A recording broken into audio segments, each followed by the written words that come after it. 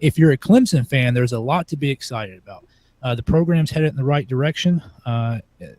They have a very strong foundation. A lot of people don't realize what's been going on at Clemson. 6 straight 10-win seasons. And they have really all the key components of a program on the rise. They have a really good athletic director. Dan Radakovich is a very good athletic director.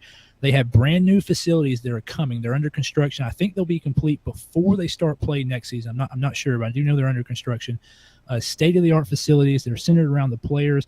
They have a players' village that's unique. It's going to be the only complex in America, or college complex in America, that has a players' village. They're going to have a barbecue pit, a fire pit, beach volleyball. That's a huge selling point to get those recruits in. And they play in a good conference. A couple years ago, we thought the ACC might be the worst conference. Now we know that the ACC is on the rise. Probably had the best overall season of any conference this season. So a lot of things trending in the right direction. The only 2 things I would be concerned about with Clemson is they're not in a traditional recruiting hotbed, even though they are close to Atlanta, they are close to Middle Tennessee, they are close to Florida. They're still not in the middle of a traditional recruiting hotbed, so they still have to travel. And the big question for Clemson is, what happens when Nick Saban retires at Alabama? Don't think Dabo is going to go anywhere except for Alabama.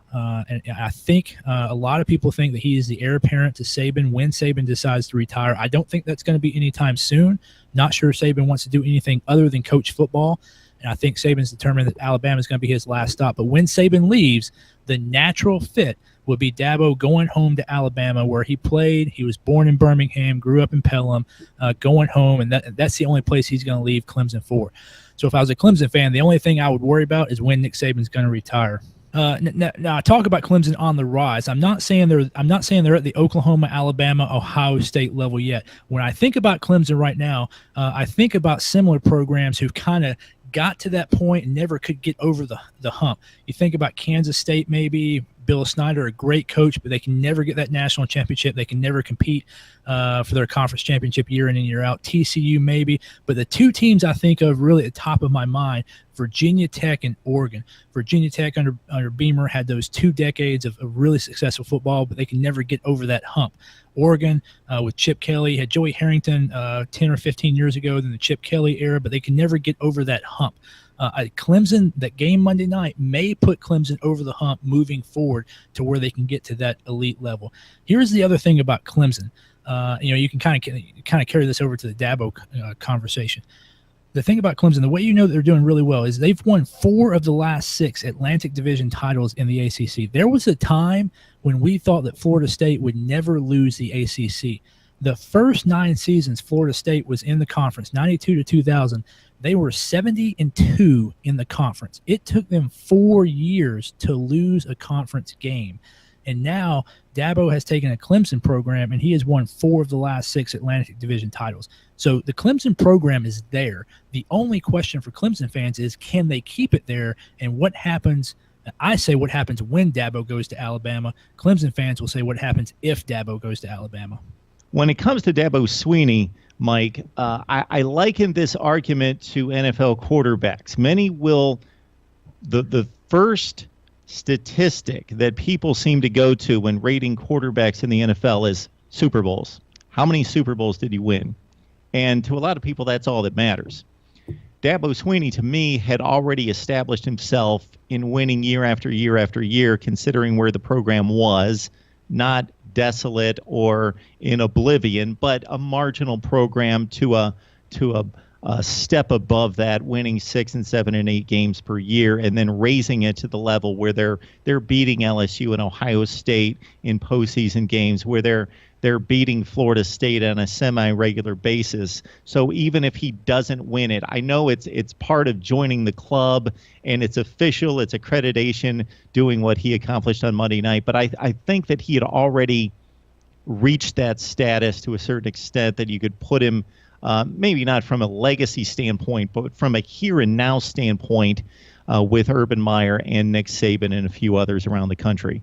Well, I mean, I think you hit the nail on the head. He's only been coaching for 8.5 years, and one of the differences between the NFL and the college is in the college, the legacy aspect, I think, is weighted much more heavily than anything else. In the NFL, if you coach for 4, 6, 8 years and you win 2 or 3 Super Bowls, you're going to be in the Hall of Fame. It doesn't matter that you didn't coach more than 10 years. In college football, if you look at the people we consider great coaches, Nick Saban's been coaching for a long time, Urban Meyer, Utah, Florida, now Ohio State.